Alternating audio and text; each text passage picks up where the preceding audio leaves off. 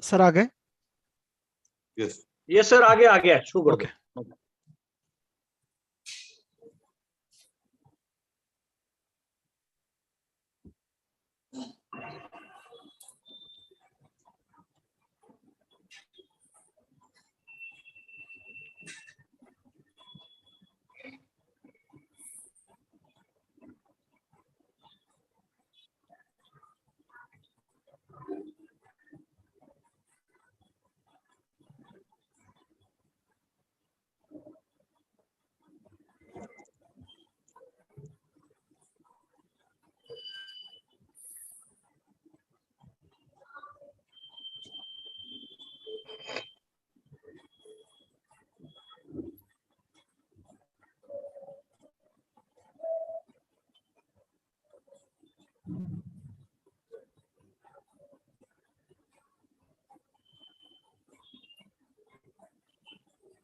Yes, Avinash sir, we can start now.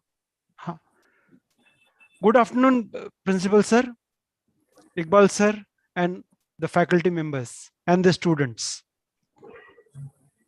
Before we start today's celebration of National Science Day, I'd like to ask Dr. Zahir sir for Tilawat-e-Quran. Zahir sir. Assalamu alaikum and good afternoon to all of you. A'udhu billahi minash shaitanir rajim. Bismillahir rahmanir rahim. Alhamdulillahi rabbil alameen. Ar-Rahmanir Rahim. Maliki yawmiddin. Iyyaka na'budu wa iyyaka nasta'in. Ihdinas siratal mustaqim. صراط الذين أنعمت عليهم غير المغضوب عليهم ولا الضالين. صدق الله العظيم. Thank you, Zahir sir. Now I'd like to call upon Dr. Iqbal Sheikh, Head of the Department of Chemistry Department and Vice Principal, to introduce the Speaker of the Day, Dr. Sagar Pandit. Iqbal sir. Dr. Sagar Pandit sir, Assistant Professor in Biology, ISER Pune. Principal Dr. Aftab Anwar Sheikh. Coordinator for today's Science Day celebration, Dr. Avinash Singh. Head of Departments, my faculty members and dear students. It's indeed a pleasure for me to introduce today's guest, Dr. Sagar Pandit sir. He did his BSc, MSc and PhD from our Savitribai Phule Pune University. After completion of his PhD, he joined as group leader. First for 6 years in Department of Molecular Ecology, Max Planck Institute for Chemical Ecology, Germany, and later at the Department of Biochemistry, Max Planck Institute for Chemical Ecology, Germany, for another 2 years. And after that, he joined our prestigious ISER, Indian Institute of Science and Educational Research, Pune. His area of research is agriculture, biotechnology, and chemical ecology. The speaker is having several publications, several international publications in his credit, having a very high impact at international level. To cite a few, he has published his research and untapped plant defense, eggplants, steroidal glycoalkaloid, solasones confers deterrence against the oriental leoform. In the Entomologica Genetic, it is one of the top ranked specialist journal in the pest research. Such type of these several publications he is having. He is having 2 international patents in his credit. He has several awards and honors in his credit. To name a few, Max Planck India Partner Group Headship Award in 2016, DBT Ram Lingaswamy Re-Entry Fellowship Award in 15-16. He has been elected as Life Fellow for the Entomological Society of India in last year. He has been elected to be a Life Fellow for the Royal Entomological Society UK in 2021. He has been recognized by Food and Agriculture Organization of the United Nations as an expert in fall armyworm management in India and invited to work on the initiatives entitled Coordinative Surveillance and Early Warnings for Sustainable Management of the Transboundary Plant Pest in Asia, for the development of regional guidelines for the fall armyworm in Asia in collaboration with Center for Agriculture and Bioscience International and Plantwise Asia in July 2021. He has been mentor for agri-tech and biotech sectors for the KBC NMU Center for Innovation, Incubation and Linkage, the Incubation Center for Kavitri Bhainabai Chaudhary, North Maharashtra University, Jalgaon, since July 2021. So, dear friends, we have very versatile person in form of Dr. Sagar Pandit. Sir, I welcome you for this National Science Day celebration. Thank you. Thank you, Iqbal sir. Over to you, Anas. Thank you, Iqbal sir. Now I'd like to ask Anwar sir, Principal of Pune College, for welcome address. Thank you very much, sir. Dr. Sagar Pandit from ISER Pune, Dr. Iqbal Sheikh, Vice Principal, Dr. A.K. Walunj, Vice Principal, Dr. Avinash Singh, today's coordinator for this Science Day celebration, all head of the departments, faculty members, and dear students. I'm very much thankful to Dr. Sagar Pandit for sparing his valuable time today and joined us in this celebration of Science Day with our students. Sir, I welcome you. Friends, science and technology play a major role in making human lives better and comfortable. Starting from usage of modern technology in agriculture to robotics, humans made everything possible now with the help of science. Many great scientists around the globe contributed their entire life to research along with India. We all know that on February 28th, we celebrate National Science Day. On February 28th, we enjoyed the enthusiasm of science and technology to actually recognize the importance and understanding of the Raman effect in India. The great Indian physicist, Sir C.V. Raman. It is still the most commendable science celebration in India, organized by the universities, colleges and schools. Students, by showing different science ventures as national level science displays. C.V. Raman was exceptional in his studies. He passed his 10th at only 11 years of age, post which he passed the intermediate level of the exam and joined the Presidency College in 1902. The primary objective of celebrating this day is to spread the importance of science and its application worldwide. National Science Day is an excellent opportunity to make students aware of science and technology. National Science Day is celebrated in India every year on 20th February. This celebration also includes public speeches, radio, TV, science movies, science exhibitions based on themes and concepts, debates, quiz competitions, lectures, science model exhibitions, and many more activities. Once again, I thank Dr. Sagar Pandit sir, and I request all our students, because we have more than 425 to 35 students are there with us today. I request all of you to explore new ideas in science and technology and definitely you will enjoy the lecture of Dr. Sagar Pandit. Thank you very much, sir. Thank you once again. Thank you, Anwar sir. Now I'd like to invite the speaker of the day, Dr. Sagar Pandit, to deliver his speech. Thank you. Thank you very much, Professor Anwar Sheikh and Dr. Iqbal Sheikh, for your nice introduction. Dr. Avinash Singh, for inviting me. Can I just try sharing my screen now so that I can start with my presentation? Sure. Yeah.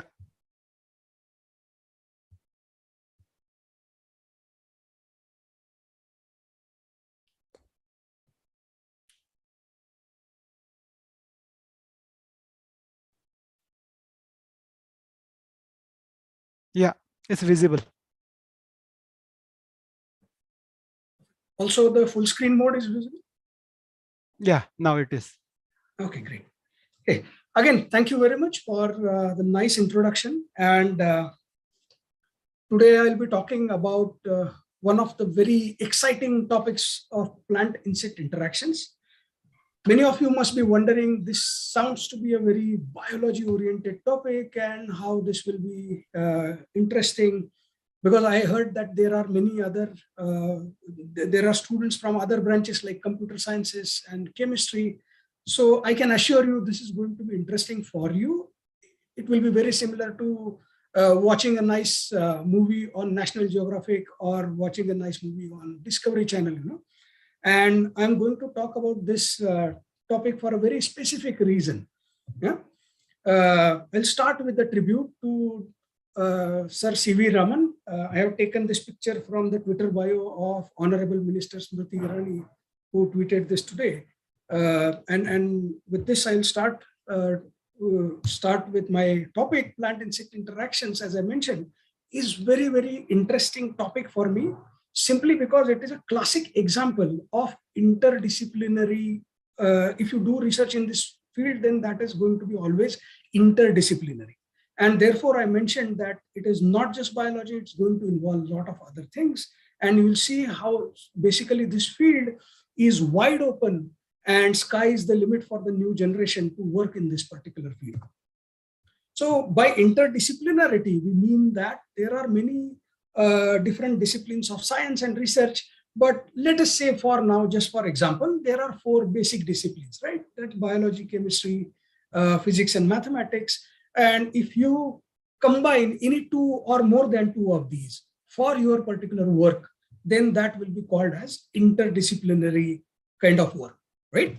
So plant-insect interactions is interdisciplinary simply because it is something called chemical ecology. So ecology is a very typical biology sub-branch, whereas chemical already tells you that it has something to do with chemistry. Okay, so why chemical ecology? Simply because, you know, there are so many interactions that occur around us. Yeah, and for any interaction to happen, communication is the most important part. For communication, language is important. Language has to be there for communication. Now, what if 2 particular communicating partners don't understand each other's language? Then what happens? Then it's a tricky situation, we all know, right? And then what comes into picture is a common language of communication, which is called as lingua franca. As a French word, it's a language of communication that all the communicating partners can understand. It's a common language, right? Now, you see, we are here in the tree of life, and except these higher animals here, remaining ones, for example, plants, there are sea animals or marine animals, then there are microbes. They do not use sound-based language, whereas only the higher animals, they use sound-based language, right? So, but still, all these other lower organisms, so-called lower organisms, they communicate with each other. Now, if they do not use the language like ours, how do they communicate with each other? Is a very fascinating question. And as Professor Arthur Kornberg, another Nobel laureate, in physiology and medicine who discovered the DNA polymerase. He rightly said that chemistry is a lingua franca of biology. So basically, for many different biological entities, the lower organisms, to communicate with each other, chemistry is very important. They use chemistry as a language to communicate with each other. So we are already into two different branches of science. We are talking about one side biology, and on the other side, we are talking about chemistry. The title itself says that it is plant and insect. So basically, one side is botany and the other side is now zoology in that, right? So I'm fascinated by plants.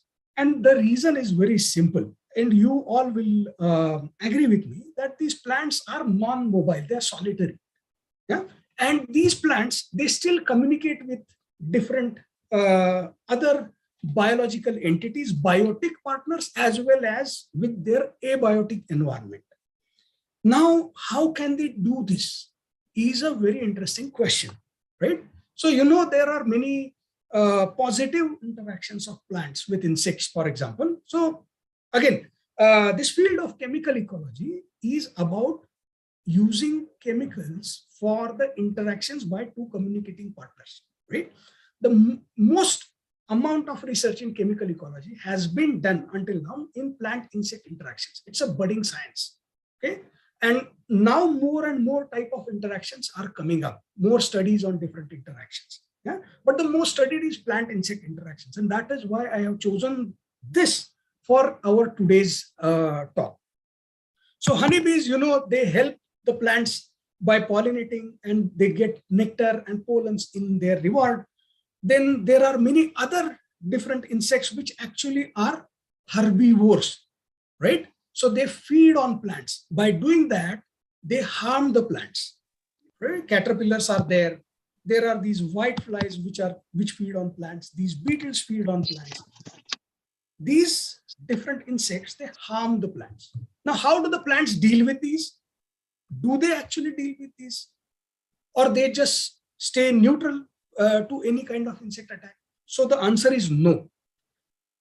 Number one, what they usually do during evolution, they develop such structures, spines and spikes and all those things. Or let's say, if grasses have calcification in their leaves, then many plants develop hardwood by depositing a lot of lignin in their tissues. Even in the leaf, they make them very hard for the insects to chew, and many plants use resins to protect their tissues from these attacks. Okay. Now, all these are chemicals, right? Lignin is a chemical. Resin is a chemical. Calcification that happens, silicification that happens is all by chemical reaction.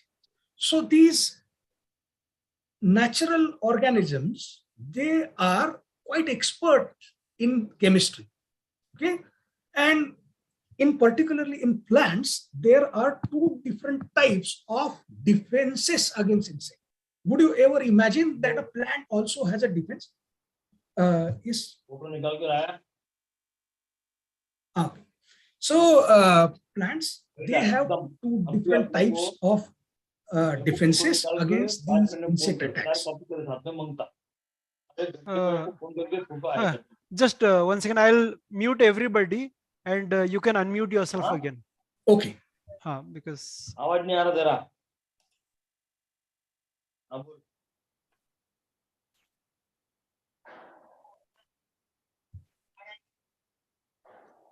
साढ़े 12 बजे तो आप क्या बात है यार, उसके बाद में अपना दिन चालू होएगा।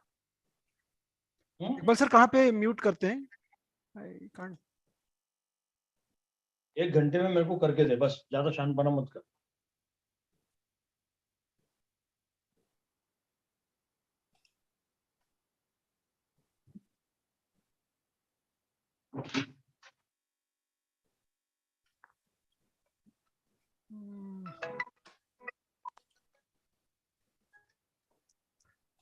Sagar sir, you can mute everybody because I'm also trying to find the option, Yeah. but I'm not finding it anywhere.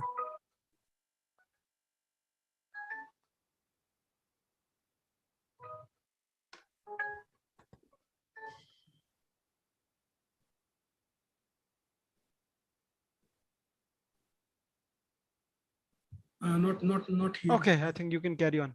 That Okay, person I'll has stopped. just Yeah. continue. Yeah. So plants actually have, for example, you saw thorns and prickles. Then there was tissue hardening, wax deposition is there. This is constitutive. That means it is always there, right? But at the same time, something very intriguing feature of plants is that they also have something called as induced defenses. Okay, so basically, whenever plants get attacked, they start producing different compounds or different defenses for warding off these herbivores. Okay, so in this particular case, the plants that sound to be so lame and so solitary, they also have a very dynamic type of interaction, right? And there are so many different types of defenses that plants synthesize. A lot of chemistry is used by plants. So they produce a lot of glucosides, the sugar conjugated compound, they produce alkaloids. The most commonly known alkaloid is nicotine. There are cyanogenic glycosides. Very interesting thing, cyanogenic glycosides. Basically, this compound has a cyanide group in it and a sugar conjugated to it. So you all know how toxic cyanide is. The animal can die within few seconds of ingestion of cyanide. Now, the cyanogenic glycosides are something called as phytoanticipins sitting in the plant. Okay? These phytoanticipins, very simple term. Phyto is plant, anticipin means something in anticipation, right? So these compounds are sitting inside the plant in anticipation of an insect attack. Now, all animals, they require sugars for their growth and development, and they get them from plants, especially the herbivores get sugars from plants. Now, when these insects attack the plant, their digestive glycosidases, they remove the sugar from all the glycosylated compounds for the use in their body, in the insect body or in the animal body. Now, as soon as the sugar is removed from this compound, the cyanide is activated. Cyanide and in glycosylated form was a pre-toxin. Now it has become a toxin. Cyanide is activated and it starts acting immediately on the insect body and kills the insect. This is how the phytoanticipins work. So it's a very intriguing chemistry that plants use to interact with insects or different herbivores. These are also used to interact with mammals and other different animals, or even plant interactions, in plant microbe interactions. Everywhere these are used. Okay, so basically, as I mentioned, plants have so many of different interactions, right? So there are herbivores like this, but there are also abiotic factors like UV is there, right? From the sunlight. There could be drought, the scarcity of water or overwatering related issues can be there. High temperature can be an abiotic stress. And plants also, as I mentioned, interact with different soil microbes. Yeah. So there are so many different interactions that are possible. Now, plants produce these toxic compounds, but what do the insects do? Do they simply die after eating on the plants? So the answer is no, not every time. Insects also have very interesting kind of chemical interactions or chemical mechanisms inside them. Yeah? So the first and foremost, they can simply detoxify these compounds. So if there is a toxic glycoside whose sugar has been removed, insects have ability, some insects, not all of them, have ability to put another sugar at that particular site and then again detoxify that activated toxin. Yeah. Some insects, they can do sequestration. So cyanide glycoside, cyanogenic glycoside I mentioned, is a very interesting example. And there are some butterflies called as cyanide butterflies. Have you ever heard about these butterflies? Very interesting situation.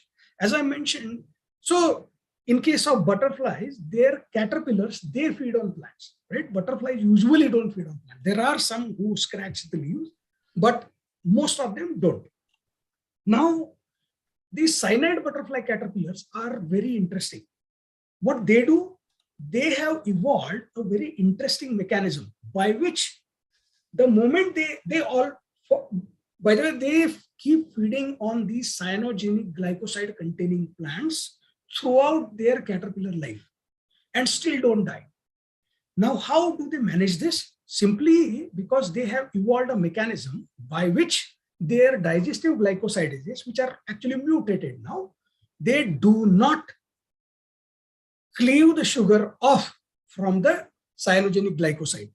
Instead, these caterpillars have evolved some transporters that transport these cyanogenic glycosides. They bind to these cyanogenic glycosides and transport them to specialized bodies below their skin, basically fat bodies below the skin of these caterpillars, right?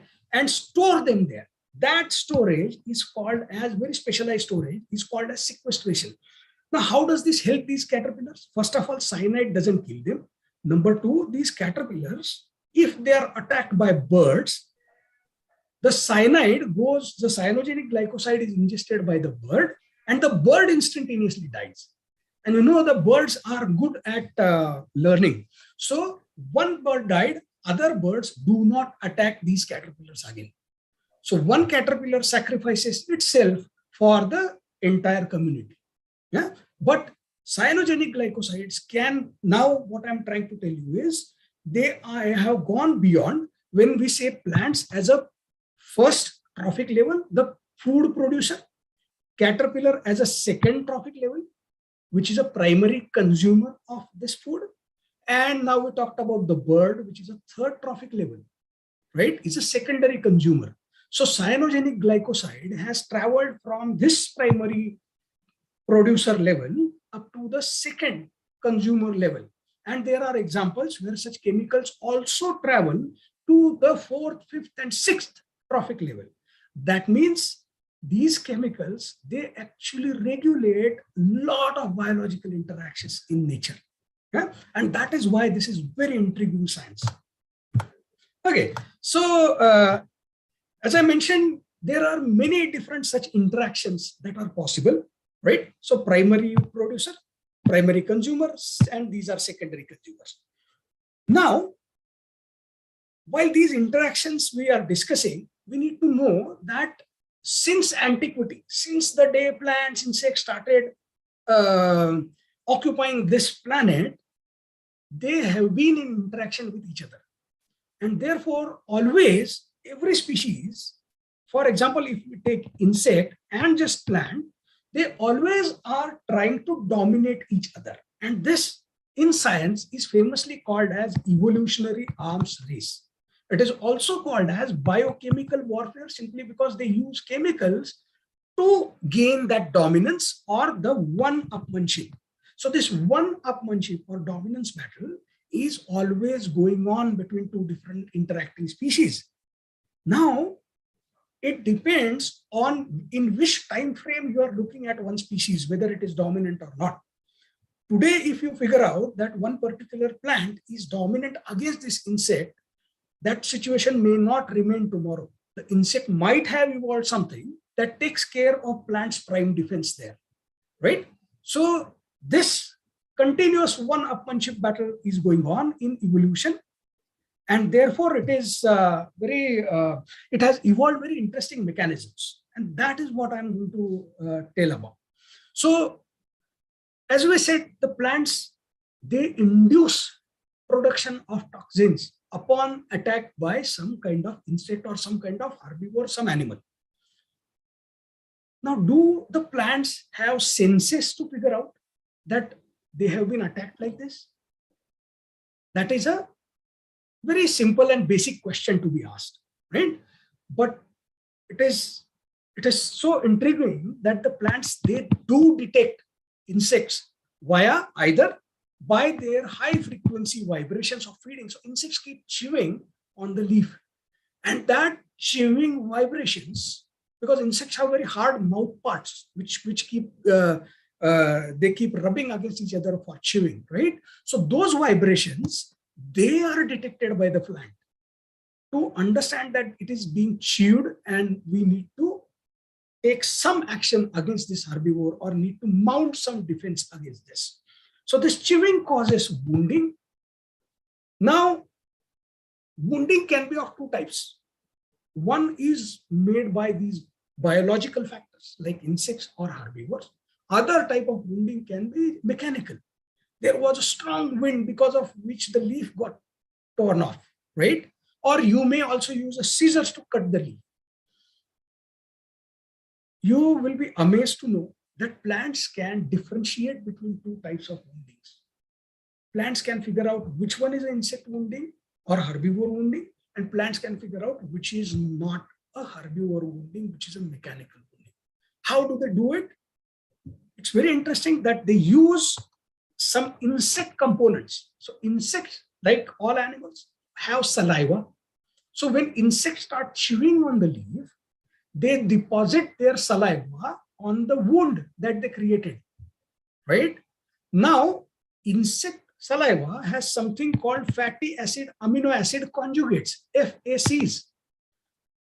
Plant wound, the cells near plant wound, they perceive these fatty acid amino acid conjugates, and that tells them, okay, this is not a mechanical damage. This is the damage done by insect, and now I have been attacked by an insect.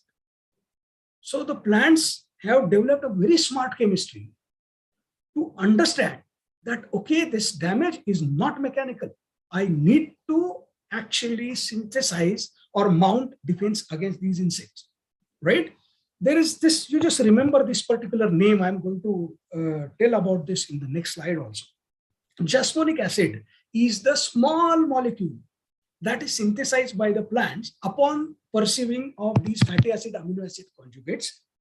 And that jasmonic acid is then rushed into neighboring cells, into neighboring leaves and neighboring branches to tell the entire plant that, oh, we have been attacked, and all the leaves will have to synthesize the toxins or defense chemicals, right?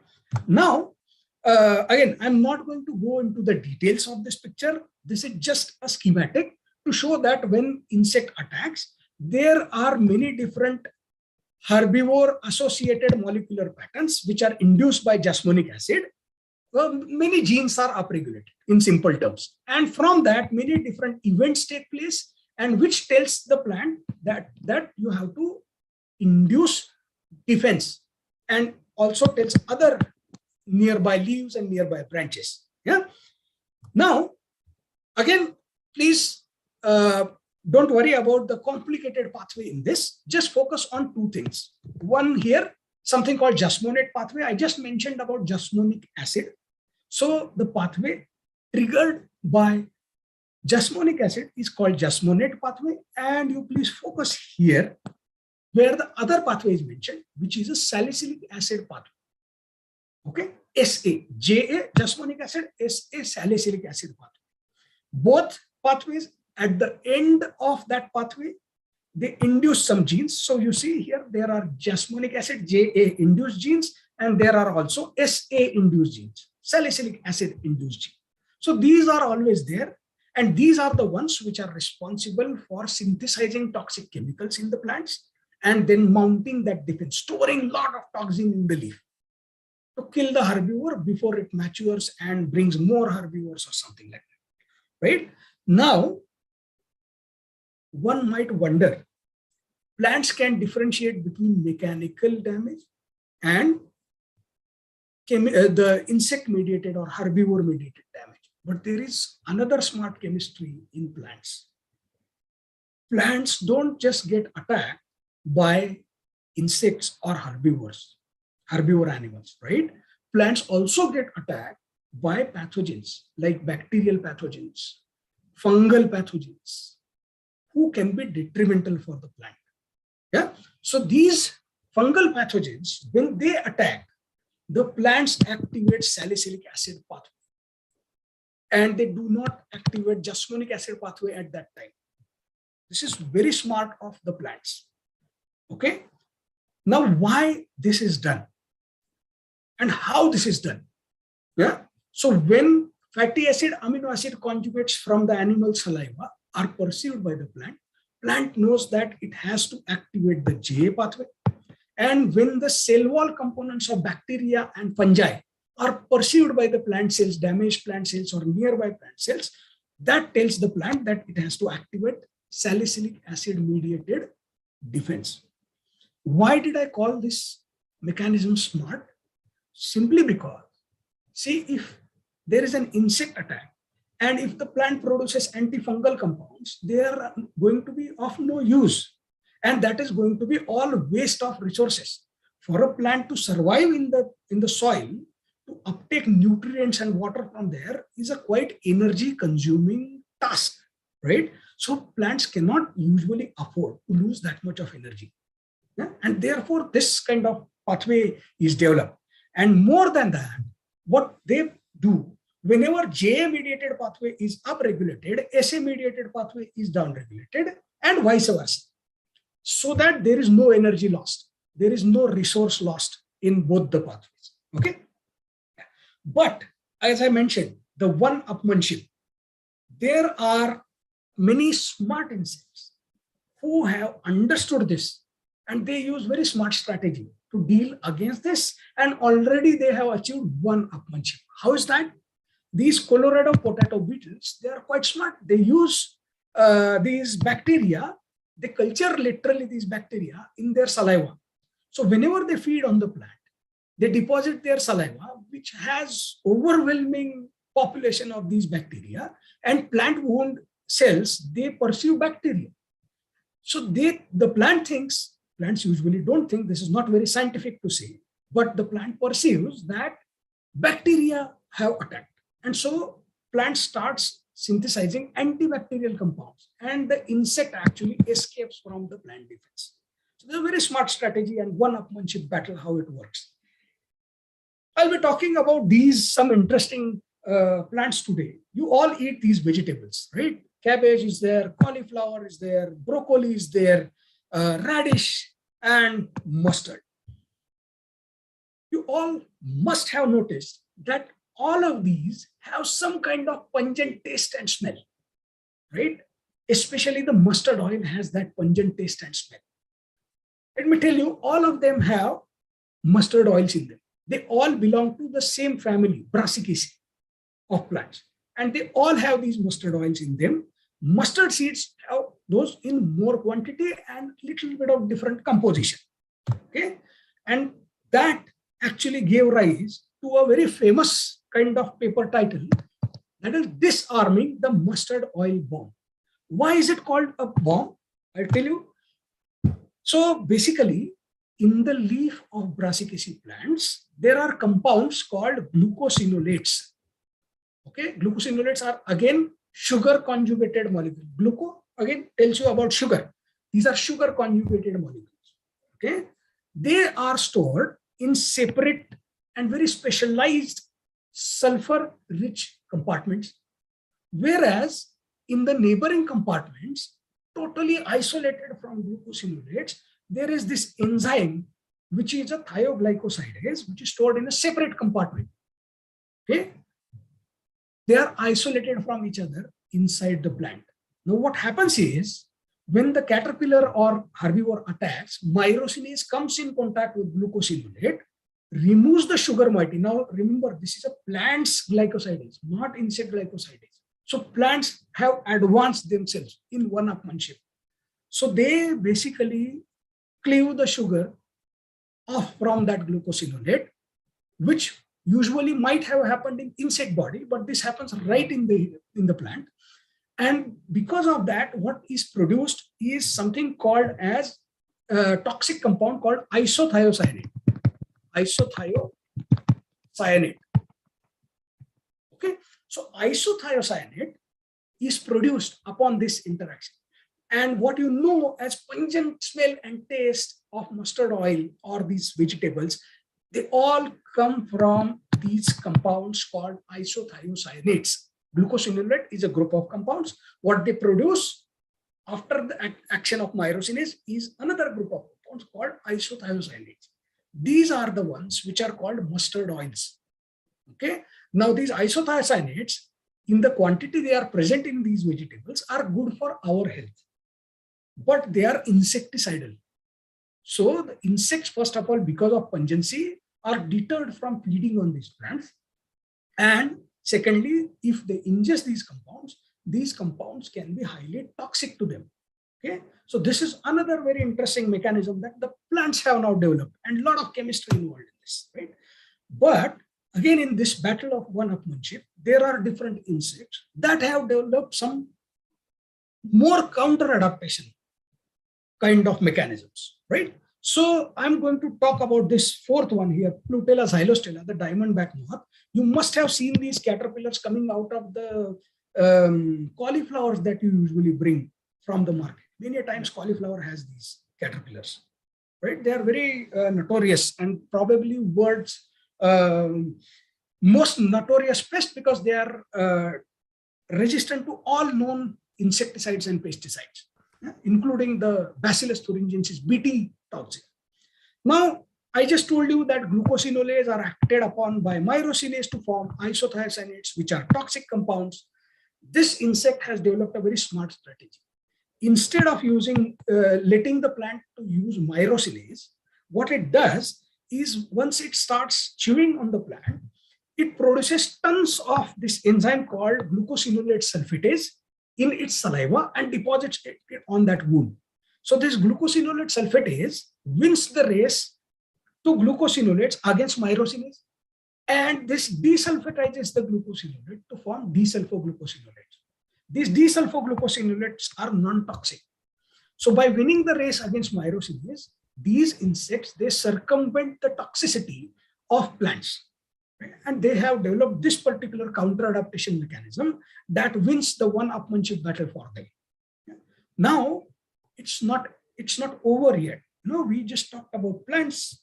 They're developing a smart mechanism, then insects countering that mechanism. And now what we found in the field, when we work on these plants, when we do the research on these plants and these insects, we found that if you plant certain varieties of these vegetables that I mentioned above in one of the slides, suddenly you must have seen, if you have visited an agricultural field, you will see that along with these caterpillars feeding on plants, there are many different spiders there, right? Spiders are strictly carnivorous. So basically they feed on caterpillars. They eat these caterpillars. So we observed that if we actually plant some of these varieties, we see many of these two species spider individuals dead in the field. We see a lot of their carcasses, dead bodies lying in the field. Now we wondered, why is this happening, right? And to find that out, we went ahead and tried to figure out whether the compounds, these chemical compounds, the isothiocyanates, are responsible for that or not. So you see here, B stands for broccoli, C stands for cauliflower, cabbage, F stands for flower, radish are here. Okay, so we analyzed all these chemical compounds using something called LC-QTOF, LCMS, liquid chromatography, mass spectrometry. Now I'm getting into analytical chemistry. So I'm trying to integrate various different domains here, as I mentioned about the interdisciplinarity. So when you do this, when you analyze these compounds using LCMS, you find that there is a compound called glucoraphanin. That compound correlates with the spider occurrence. Now that is very interesting. That means these spiders, they are actually falling prey to this isothiocyanate toxicity. So I'm going to show you two videos here. Okay. Before that, I'll just quickly explain this part to you. What we did here was we developed transgenic plants in such a way that when these caterpillars feed on these plants, this silencing signal, gene silencing signal, will be ingested by the caterpillars, and that silencing signal will silence this desulfatase mechanism, glucosinolate sulfatase mechanism of this caterpillar. What that means? The caterpillar is no more able to win the battle against myrosinase. And as a result, it is going to ingest a lot of isothiocyanate, the toxic compound, and also is going to accumulate a lot of isothiocyanate. Okay, so this is the case now. Now I'm going to show you two small videos. You see here a spider, right? This is a spider we collected from the local field. And this local field spider, it usually preys on this caterpillar that we are talking about. Okay, now these two spiders here, they have fed on our caterpillars. Both of them feed on caterpillars. Okay, now you see the interaction between them. These two spiders, they usually in the field do not interact much with each other. They find their caterpillars and run away from each other simply because they can also prey on each other. Yeah, you see, they are so energetic right now. Particularly this spider here is very energetic, and it is so quick that the other spider usually won't attack this spider. Even if it attacks, this particular spider is able to run away. Okay, so these spiders are also afraid of each other. So we are talking about the fourth trophic level, which is complex. We are talking about 3 different spiders in that trophic level. So this is a next video where we fed these spiders with isothiocyanate containing caterpillars. That is our gene silence caterpillars. That means these spiders have also ingested the toxin, the isothiocyanate toxin, right? Now you see what happens is one of these spiders, it gets affected by this toxin and it becomes sluggish and slow because of that toxin. The toxin starts acting on it. And because of that, the other spider, which is not affected by that toxin, it starts directly attacking this spider. Okay? And therefore, instead of attacking caterpillars, which are the pest on our crops, you see how quickly it attacked, and the other spider could not move because it is already intoxicated. It is already sick. So these spiders are usually ground-dwelling spiders. So one species finds the other on the ground, so they don't need to catch up on the plants and don't need to catch caterpillars on the plant. So because of this, what happens is caterpillar population goes up, and caterpillars are the pest. They are not wanted at all for our crops and our plants. If you find more caterpillars in the cabbage and cauliflower, you will not buy it. So that actually reduces the marketable yield. Yeah? And that is why this is a very simple model that I'm showing to you. In general, when there are low glucosinolates, there is low isothiocyanate content in, right? And at that particular glucosinolate content, we find low this DBM means caterpillar abundance. Why? Because all 3 spiders are preying on the caterpillars, right? And there is low toxicity to the spiders. Because of that, there is low intra-guild predation and you have high marketable yield. In the other case, what happens is because of high isothiocyanate toxicity on the spiders and high intra-guild predation between spiders, the spider population goes down. And as a result, this diamondback moth caterpillar population goes up. Now, because they feed on plants, that reduces the marketable yield, right? So basically, all this chemistry has to be understood. And you know something called in agriculture, in something called as biological control of pests or biological pest control. That suggests instead of using synthetic insecticides and pesticides, which are hazardous to human beings, they can cause cancer and all, you can use these predators or something called as natural enemies of this caterpillar to take care of these caterpillars. That is called biological control. So one needs to know the chemistry of the plant and also the interaction between different trophic levels to actually make this biological control successful, is the take-home message here. Yeah, I'm going to show you another quick video where I'm going to show you another predator along with the spider. Yeah, so this is a standard spider that I showed in your previous slide. This other insect here is a larva of something called as lacewing. Lacewing larvae are the commercially available biocontrol agents. You can buy them and release them in your field to take care of caterpillars. They keep eating caterpillars all the time, very voracious. Now you see, spider and this lacewing, they also can eat each other depending on what size they are. Did you see what happened here in this interaction?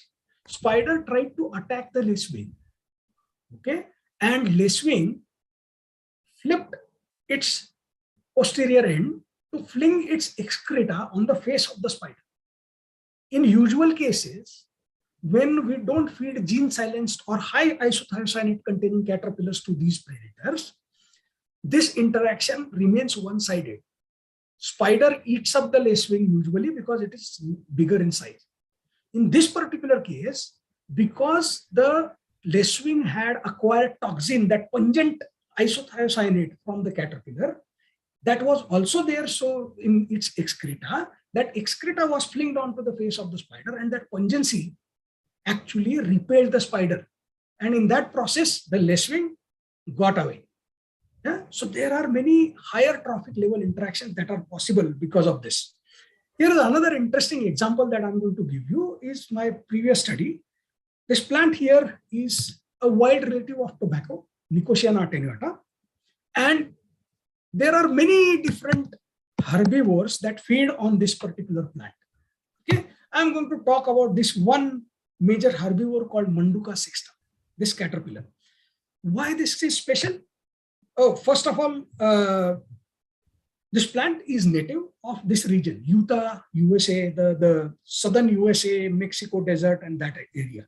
Okay, and the work I'm trying to tell you was done mainly in Max Planck Institute in Germany. So this plant, as I mentioned, produces a lot of different toxic compounds. One major is nicotine, as the name is Nicotiana, right? It's a wild relative of tobacco. So it produces tons of nicotine. But this caterpillar that I showed to you, it keeps feeding on this nicotine containing plant throughout its life, caterpillar life. Now, you know, at home, if you have, for example, rose plants and they are attacked by some kind of insects, the Dadima ka nuskha is to get some chewing tobacco, put it in water and spray that water on that plant. Why? Because nicotine is the first insecticide that human being has known, right? So nicotine is highly insecticidal. Not many insects can actually tolerate nicotine. Now you see, nicotine tolerance of human beings, LD50 is lethal dose 50, what we call, is just 2. But this insect I mentioned, Manduka System, has 1500, 700 times more than us. So basically this fellow is the most nicotine tolerant living being that we know. And that is why this interesting topic we chose to find out how actually this insect is dealing with this much amount of nicotine. At the end of the story, I'm not going to tell you what it does with nicotine, but I'm going to tell you where we landed suddenly. Okay. So you see here in 90s, early 2000s, there were some reports which said that nicotine is oxidized by this Manduka System to form either cotinine or nicotine 1 oxide. And via these two, the final stable product is cotinine N oxide. Okay? And this is a detoxified product. So nicotine is toxic and cotinine N oxide and other 3 oxides are non-toxic. Right? So we went ahead to find out whether this is a case. And we figured out that actually Manduka System does not oxidize nicotine. Okay, so that these reports that were there from 1990s were not entirely correct. So no oxides were found. We did a lot of molecular biology, transcriptomics, genomics, heterologous expressions, and everything, all the studies, but didn't find anything. So we went ahead to find out what exactly is happening. So we fed this insect with plants containing nicotine and without nicotine, and compared which genes are up or down regulated in their gut in response to nicotine. Okay, and we found that there is something called a cytochrome P450 gene, 6B46 of that cytochrome P450, which was upregulated, you see here, when nicotine is ingested by the insect, right? And it's the same thing if you add nicotine to the synthetic diet. And we thought that, okay, cytochrome P450s are in general known for oxidation reduction. So this must be the gene which is oxidizing nicotine. And probably we have made a mistake that we have not found any oxide in this insect, right? So we went ahead and by our favorite technique, we silenced this gene. This is insect gene. So created transgenic plants to silence this gene and silence this gene inside the insect gut. In spite of, silencing this gene inside the insect, there was no effect on the insect. It kept feeding on nicotine as before. Now that was surprising. And, basically Max Planck Institute is a top class institute of the world. Number 1, number 2 institutes are all Max Planck Institutes. They have state of the art kind of research facility. So you can do transcriptomic analysis, genomic analysis, metabolomics analysis, proteomics analysis, you name the method, the state of the art facility, and they have it. So everything was done. Nothing was found by the best brains in Max Planck Society. Okay, then the Max Planck Institute. Now, the last resort is we usually try to study from the nature, because these plants, these insects, these animals, they grow in nature. And as I mentioned, chemical ecology is practiced in nature, right? So we took the gene silencing plants in nature, in their native habitat in Utah. We planted them there. And there we tried to figure out how different biotic components are interacting with them. So initially for almost a month, we didn't get any results and we thought that this was all false positive result and we shouldn't go ahead with this. But suddenly in our last experiment, we figured out that, what we did, I'll tell you, is a survivorship assay. What is survivorship assay? Basically, for example, you place 100 caterpillars on the plant at 6 a.m., 6 in the morning, yeah, and count them at 6 in the evening, how many of them remain there. Same you do for night survivorship. You place 100 caterpillars, for example, at 6 p.m. and count them in the morning 6 a.m. Okay. And to our surprise, we figured out that the caterpillars on the gene silencing plant were disappearing during night. And we didn't know what was happening there. Now, the only thing we could do there was to go to the field, sit there during the night and find out what actually is happening. But that sitting there in the field in the night is a very, very scary thought. And why is that so? Because this Utah desert is full of notorious animals like rattled snakes, coyotes, and so the Gila monster and so many different reptiles like that. Okay, so sitting there in the night is super dangerous. But still, we somehow gathered courage, tried to find out what is happening there, and we went to the field, and we didn't have to actually wait for too long. What we found that the moment sun sets in the evening, these spiders, the army of these spiders simply marches towards our field from the litter that is around the field. Okay, and they were the ones which were picking up our caterpillars and taking or feeding on them. Now, this was an eye-opener because these spiders, they could differentiate between the control and gene silence caterpillars, right? Where the entire state-of-the-art facility of Max Planck Institute failed to figure out the difference. These spiders were easily differentiating between them, right? And this is what I say is a power of nature, the ecology. Yeah. So something that you learn in the lab may not be sufficient. Nature is the best teacher and we have to go there and study what is happening there. And I'm going to show you another video of these spiders. Okay. So here is a video. You will understand what exactly is happening here. Here is a video of a spider where the control caterpillar, that means a normal caterpillar, is given to that spider. Yeah. You see these, oops, sorry. Yeah. So these spiders, they have their legs and palpi, which actually have chemosensorily endowed hair. So their tasting, smelling, all apparatus is in these hair. So you will see that these spiders, if they see something moving, they go to that and they probe that particular animal. Yeah. And after probing that animal, they decide whether to feed on this or not, whether to attack this or not. So in this particular case, the spider just ran away from this caterpillar. It didn't touch the caterpillar at all. Right? Now, here is another video. If I feed the gene silenced caterpillar to the spider, what happens? So the gene silenced caterpillar is given to the spider. And until this moment, we did not know what is the difference between these two caterpillars. You see, within no time, the spider attacks the caterpillar, injects the venom inside the caterpillar, waits for hardly a second to get that caterpillar immobilized, and immediately starts feeding on this caterpillar. Trust me, within 10 minutes, there is no caterpillar in this box. They are so fast in eating these caterpillars. So the spiders showed us the way. They were the eye openers. It immediately starts feeding on that, finishes. Yeah? Now we started wondering, how is this happening? Whether this has to do something with nicotine, because we started entire research with nicotine. We have completely gone into this ecology thing.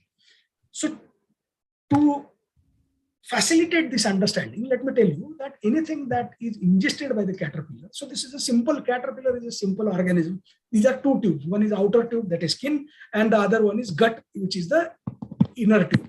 Okay, so whatever is ingested, whatever is eaten by the caterpillar, it goes into the gut, and it is also excreted from there after metabolism, before metabolism, whatever.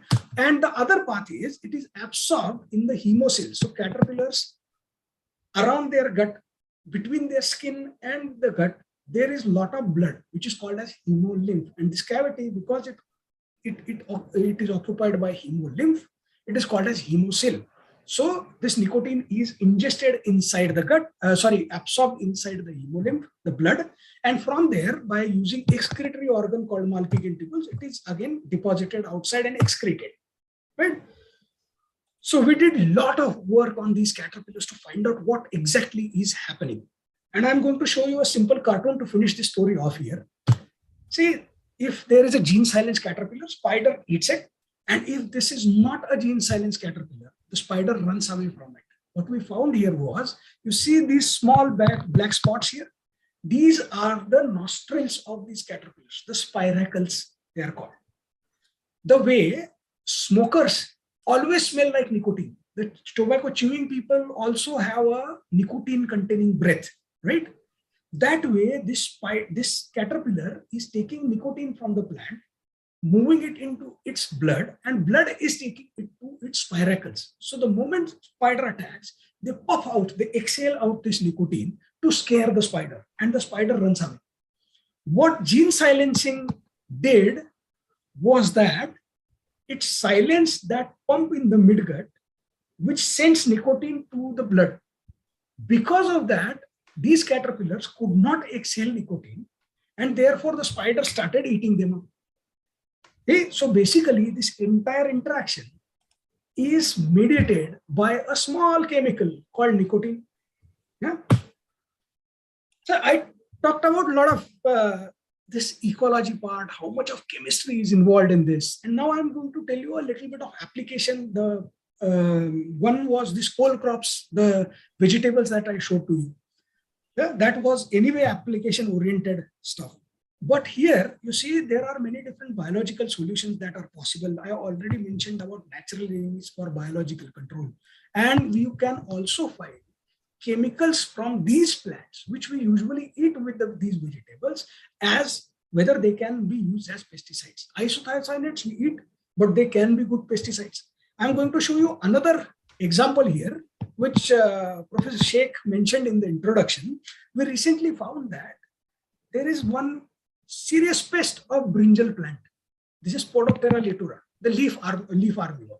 Okay, what we found was this leaf armyworm, this caterpillar, feeds on some varieties. So here are 5 different varieties mentioned here of brinjal, and it doesn't feed on some varieties. So see here, this variety is not fed upon much by this insect. Yeah? So we tried to figure out why this is happening. And while finding this and doing this LCQ TOF, the liquid chromatography mass spectrometry quadruple time applied mass spectrometry based analysis, we found that it has lot of steroidal glycoalkaloids. Now, these steroidal glycoalkaloids, three are main: solasonine, solasodine, and solamargine. We found that solasonine of those three was actually deterrent for this Spodoptera luteum. Now, you think about this situation. In brinjal, for the brinjal farmer, the leaves, the foliage of brinjal plant is all waste. He can sell only the fruits. So all that foliage, all those leaves can be used to actually extract solasonine and use it as a pesticide. So it's a win-win situation, right? Like synthetic pesticides, this solasonine is not harmful to us for a very simple reason. In the fruit of brinjal, solasonine content is 10 times higher than the leaf. So we are already eating a lot of solasonine and we don't have any problem with that. So this is a very biosafe kind of biopesticide already found there, right? So these plant insect interactions can tell us a lot of things. Yeah, there can be a lot of applications. And that is why I said this is an open field. Sky is the limit for this research. And I'm going to get into a little bit of physics at the end of my talk. And I'm going to tell you how this plant insect interaction also helps in certain very interesting different research areas. You know, plants are the first solar cells that we know. They harvest the energy of the sunlight, and that energy they use for making their own food, mainly sugars in the beginning, right? So sunlight they harvest, and this is what your solar panels do. They harvest sunlight, right? So we thought, can we use this photosynthetic mechanism of plants to generate electricity? Now you must be wondering why this guy has gone from insects to suddenly photosynthesis. I'll tell you why that is. Okay, so we are trying to do this for a while. Yeah, and I'll tell you why insects are important in this. So basically, if this entire slide is a leaf, for example, and this is a leaf cell, you see there are chloroplasts here. Light is harvested, and what happens after light harvesting by the chloroplast? It is all school level biology, right? So electrons, they are liberated by the photolysis of water, and those electrons are then transported for the chemical reactions to produce sugars, fatty acids, and amino acids. Everything that is required, the building blocks of life, right? These are the compounds that you require. What we thought was, can we use this electron flow? Can we simply divert it from here and use it for electricity generation and not let this flow to go towards the sugar production? Here comes the advantage of knowing what insects do to the plant. Okay, whenever a caterpillar attacks the plant has a dilemma whether to invest its resources in growth or defense against the caterpillar. So defense has to be done instantaneously. Otherwise, the caterpillar will eat up all the leaves and the photosynthetic area will be gone. So plants, they actually slow down their growth. And for doing that, the first thing they do is they downregulate their photosynthesis, but not entire photosynthesis, only the sugar production and the chemical reactions part. Okay, the second part of photosynthesis, they downregulate. So we asked a question, that means a lot of electrons are being produced. So where are they going? And if they are being produced, they must be available for us to generate electricity, right? And that was the insect kind of hint that we have taken, the herbivory hint. And we are trying to do this, and wonderful results we have found. You know, we can actually divert this electron flow to make electricity. And this entire system, you have in physics must have studied different cells, right? Electrochemical cells. In this particular case, this is bioelectrochemical cell or bioelectrochemical system. And we are trying to see whether from the living plant we can keep continuously getting this energy. That will be the greenest energy. You don't need to worry about pollution. So if this works out, that will be very, very fantastic discovery for us. Here is another connection that I'm going to show. Recently, we published this paper where we generated electricity, small amount, from mustard seeds. I just mentioned mustard seeds at the beginning of this talk. And I also mentioned isothiocyanates. Yeah, the chemicals that we were interested in for their role in plant insect interactions, they were the ones which came to our rescue for this particular thing. Yeah. So in this particular paper, what we showed was, you must have seen that these mustard seeds, if you put in a plastic box, they stick to the box wall, right? Why? Because of the static electricity in them. Yeah, because the electrostatic interactions. So we tried to actually harvest the static electricity by constructing a triboelectric device, and by using that device from the mustard seeds, we could lit some LEDs. Basically, this was a prototype, a very simple kind of experiment in which we showed that static electricity of biological materials can be easily used to generate electricity, of green electricity, without any pollution. Okay, so I think I will stop here. And the message is very clear. Nature is the mother of all inventions. It's an eye-opener. It's a best teacher, right? All the biological interactions are chemically based. And if we can integrate different sciences to make interdisciplinary research, it is going to be highly useful for us. Okay? So with this, I thank you all for listening. Professor Aftab Anwar Sheikh for kind invitation, Professor Iqbal Sheikh for kind invitation, and Dr. Avinash Singh for coordinating this entire program and his kind invitation. Thanks to ISA Pune, which actually promotes such kind of research. And thank you all for your patient listening. Thank you. Thank you, sir. It was a very, very interesting talk. Now, if there's any questions that you'd like to ask, the floor is open for questions. And dear students, अगर आपको हिंदी में सवाल पूछना है, doctor Sagar is very कॉन्वर्सेंट इन हिंदी, आप हिंदी में भी पूछ सकते हैं. आपको जो सवाल पूछने हैं प्लीज पूछिए. Yes. Before anybody asks, I would like to ask a question. These, when you say the natural enemies, yes, once you find them, like, are they commercially available? Like, can you buy them in bulk? Yes, many of them, yes. So not the spiders. Uh-huh. Now we are actually promoting spiders as good biological solutions. Okay. But until now, spiders have not been used. But these lacewings, you can buy in quantity of hundreds, thousands, anything. There are other insects also that are sold as natural enemies. And where do you buy them? Like, which kind of shops? Agricultural marts. Okay. Yeah, you can always buy them from there. Okay. Thank you. Yes. Any other question, please?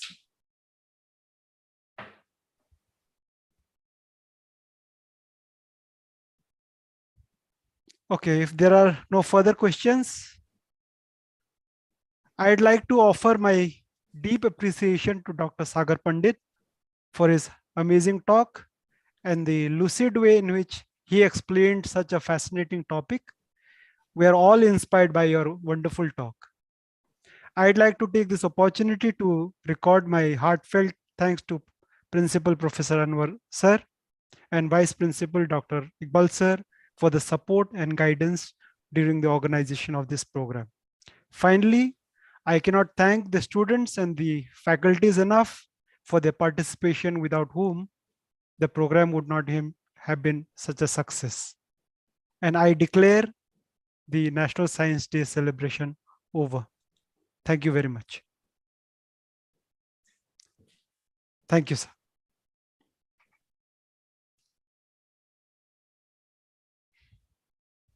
So I'm the administrator. If I close, everybody will be. No, there will be somebody else who will close. You can just leave. We'll talk later. Okay, great. Thank you very much. Thank you very much.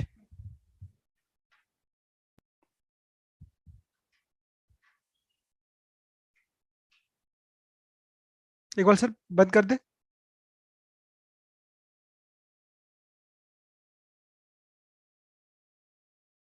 ठीक है।